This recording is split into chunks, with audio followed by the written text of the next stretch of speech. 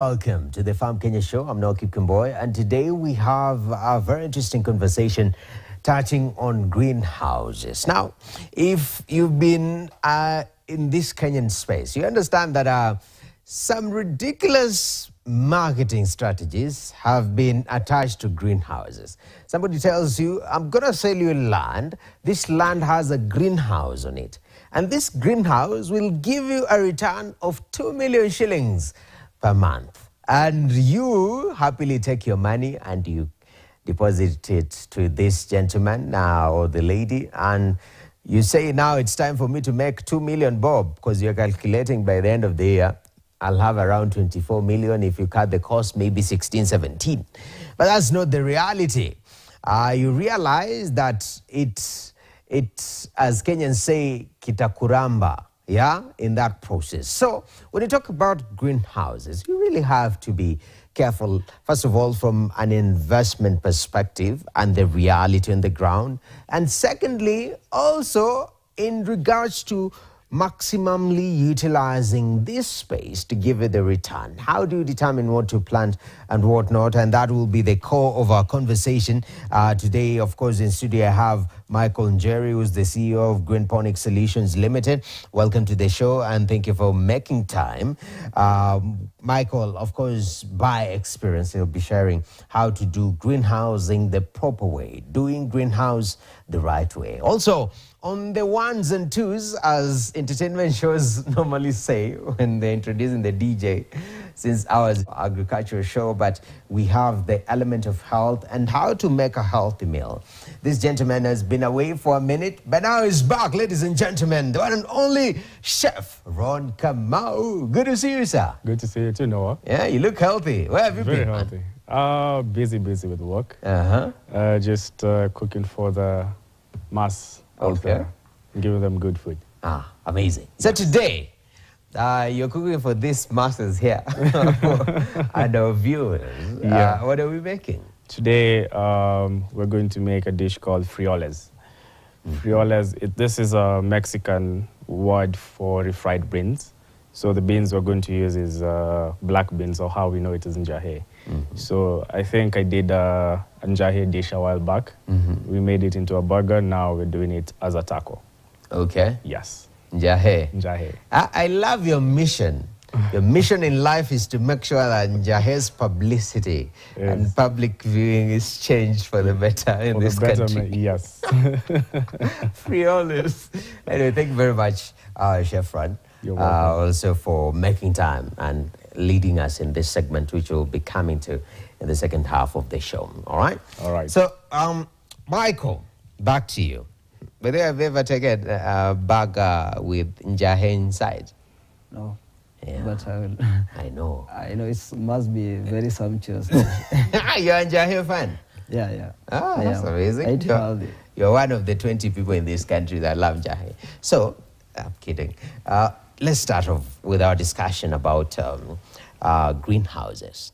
Because for the longest time, you know, you go places, you see somebody has this massive construction, that's a greenhouse. And it's long been used as, you know, it's been pitched as one of the areas that you can make a lot of money from.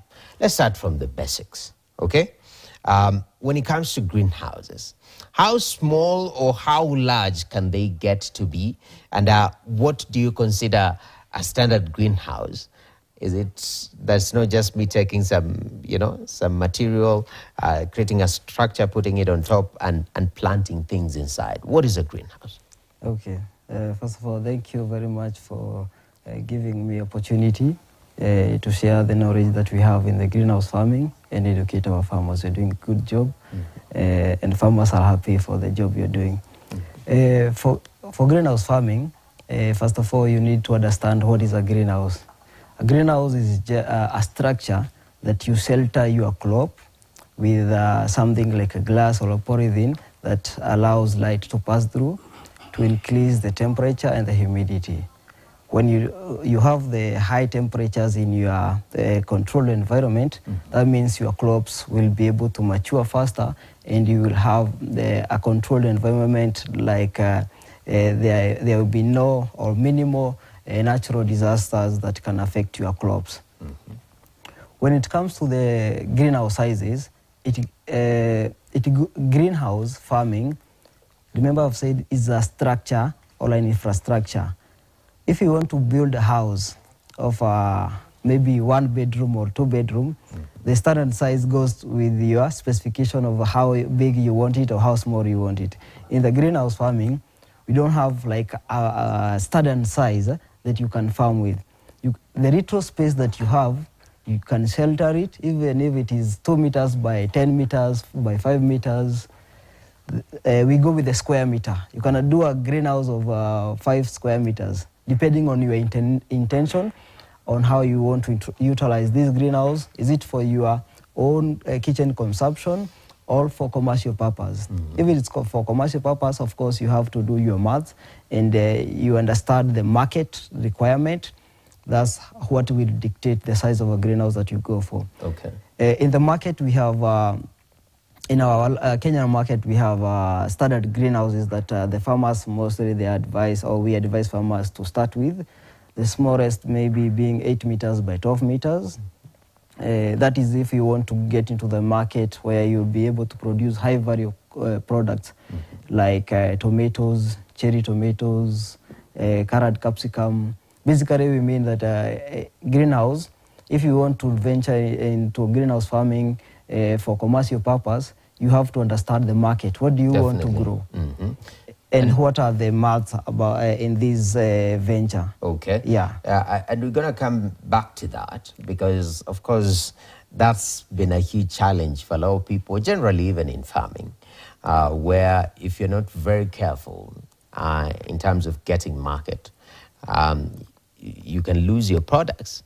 And I know there are some interventions in that regard to bridge that gap, that divide that is there. So you said it's a controlled environment, okay? In terms of controlling this environment, because I know when it comes to, for example, the soil, or if you're using a different medium where you're planting your crops, that is purposeful once you've sort of segmented the area. When it comes to humidity, because somebody's asking, do I need to install additional equipment to make sure that this space is fully functional? Is it once I have the covering well and my soil is tested and it's well, then that's it? Are there certain elements that you need other than that structure to create that controlled environment? Yes. With the greenhouse, there are several parameters that you have to consider before setting up a greenhouse. Number one being the soil, as you have said. You have to ensure that your soil is analyzed so that you are able to understand the soil culture, the soil pH, and also whether the soil is contaminated, whether it has soil-borne diseases. You also have to understand its topography and also the nutrition element in their soil. If it's a land that has been previously cultivated, you may realize that when you want to set up a greenhouse, the soil may be overused or may have other contaminants in the soil. So you have to understand it so that you are able to treat. If you be able to determine whether the soil you will be able to treat it, or you will venture into other technologies that like hydroponic, where you bring in other media. The other thing that you need to check on is water. You have to get a reliable source of water, because now after you cover your unit, that means you will no longer rely on rainwater. And with the greenhouse, the production is throughout the year because it's covered and the humidity and the temperatures, they are high. The other thing is the model of irrigation. What do you want to, which model do you want to venture into? Yes. Those are some of the parameters that you need to consider before setting up a greenhouse. Okay. The other thing, you need a training. Greenhouse farming is not just like the normal farming in the open field. Okay. where you just get into, and remember greenhouse, the initial cost is quite high compared to the initial conventional methods of farming. Oh, really? The cost element initially, on average, in the Kenyan market, for you to set up that basic one, you spoke about 8 by 12? Yeah, 8 meters by 12. Yes. How much will that cost you? The cost is determined by the materials that you use. In the past, we used to have quite costly greenhouses because the market, the products or the covering materials that we used to use were like a monopoly source of these materials. But now, because of the market is open, there are so many companies which are producing these materials. The prices have gone down, and you realize that if you want to do a wooden greenhouse, you can start with investment of maybe 50,000 Kenyan shilling. If you want to do a steel greenhouse, you can go for black pipe. We call them furniture pipes. Those are steel, and you can go for galvanized steel. And also your area will dictate on which type of a greenhouse that you're going to set up. Because an area like it that is windy, you cannot set up a greenhouse like the area that is not windy. Because you can set up your greenhouse today and tomorrow is blown up by the wind, the high wind. So there are different types of the greenhouses. If I can mention, there is tunnel greenhouse, there is open vent greenhouse, and there is dome greenhouse. Okay. Those comes with different prices. But you can start your venture with as low as 50,000. And as you increase the sizes and the designs, also the prices goes up. All right. Also, interior will also determine the prices. The interior, if you want to do the drip irrigation, if you want to venture into products like tomatoes or vining crops that will need crop support, it will increase the infrastructure in the greenhouse. That means the cost will go high. If your production is in flowers, like losses for export, that means you don't need the infrastructure interior to support those crops. Okay. If you are growing things like strawberry on the ground, vegetables that do not really need interior infrastructure, the cost is not an issue of additional cost will not be an issue. Okay. Yeah. What crops do you advise to be grown in a greenhouse?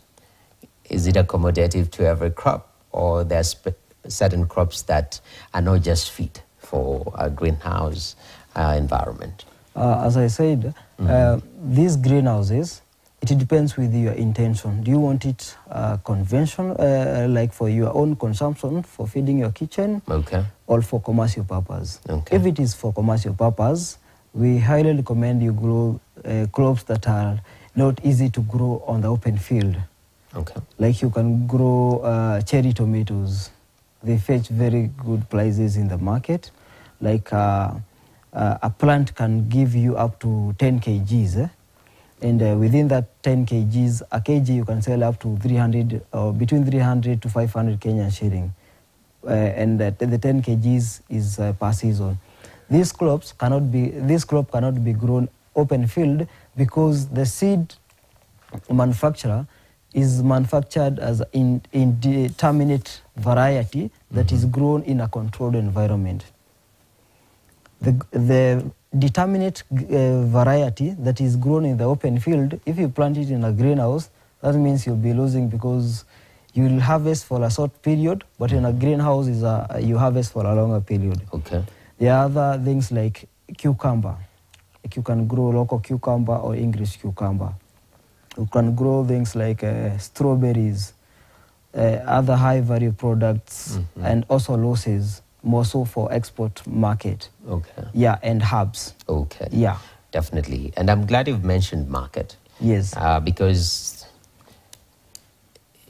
a lot of people go into farming and Yes, it seems like very basic knowledge. I'm farming this, I'm going to sell. But once you've harvested, if at all you don't have a market, it becomes a little bit of a struggle, and I've seen that. So how would you advise farmers? Somebody has gone into commercial production at a greenhouse level. How do they better their chances of making profits and, keeping the business running? In the production of any crop that you venture into, you have to start, or we recommend, my advice is that you start from the back one. Before you get into the production, know your market. Yes. Do a market survey. Know what the market require, like the hotels, these groceries, like Wakurima market, or the market in Parklands, or even in your local area. Understand what they want, they buy, and the price range. The peak season and the off-peak season. Okay. What are the price range? So you'll be able to understand what I'm going to venture into. So after you do that market research, you try as much as possible to to lower the cost of production. Okay. That is, if you want to, you are venturing into this farming, you get materials that will help you cut the cost of like irrigation. You can do drip irrigation so that you reduce the water wastage. Yes. You get things like solar powered to power these, to pump this water. That will help you cut the cost of production. If you go again into the market, if you're doing your research, you realize that the organic market will fetch more prices than the inorganic method. Okay. If you're able to have an advice or a good agricultural practice that you'll be able to venture into organic farming, again, you'll be able to cut the cost of production. Because starting from the beginning, if you use cow dung, goat yard manure, which are very nutritious and are the best fertilizers to apply in your farm, you will be able to achieve your expected yield. At the same time, your soil will be okay. You'll be able to use for long period, and the cost of production of this manure is low compared to if you are going to inorganic fertilizer. Remember, we also had challenges of cost of production with the government subsidies fertilizer, whereby the quality of these fertilizers are unpredictable. Okay. But doing it yourself, you learn how to do it in organic way. These materials you'll be able to do them by yourself. Okay. To prepare them by yourself. Definitely. And that will cut the cost. And then when now you're getting into the market, you're getting into a market with the full force that you have, the cost of production is low, and you're doing it in the light way, you are able to achieve the expected yield, and if you are able to sell direct to the market without going through the middleman, you will not be losing money. Yes. And there is also something that we do in production. We do what is called staggered production for sustainability of the market. Okay. Not only on the farm, but on the market. Like you have 10 acres of land and you want to produce like tomatoes. You don't just jump into the farm and plant the entire farm with 10 acres of tomatoes. You do like 2 acres every month, so that when you start harvesting, you will keep harvesting the first month, then the second month you will have something to harvest. Okay. That will give you the sustainability of the market, and the buyer will trust you, because we'll know, like, Mike, if I need a tomato, I can get throughout the year. Okay. Because I will not get to a point I tell the market that I don't have produce at the farm. Okay. Because I'm uprooting this plant, wait for 3 months so that you remember, now you will be struggling to come back to the market. Definitely. Yeah. All right. Michael, I know. known as the affordable housing Imagine it's levy, already 3. without a proper statutory At this framework to particular govern the moment, imposition and I'd administration like us of the levy. to cross over Accordingly, the court held that the provision all was the in way conflict to with our Article courts. 210 of the Constitution. But provision was for therefore now, we declared take a commercial unconstitutional. break. And However, the court stay tuned. granted stay pending the enactment of a substantive legal framework. It accordingly ordered as follows: that the introduction of the housing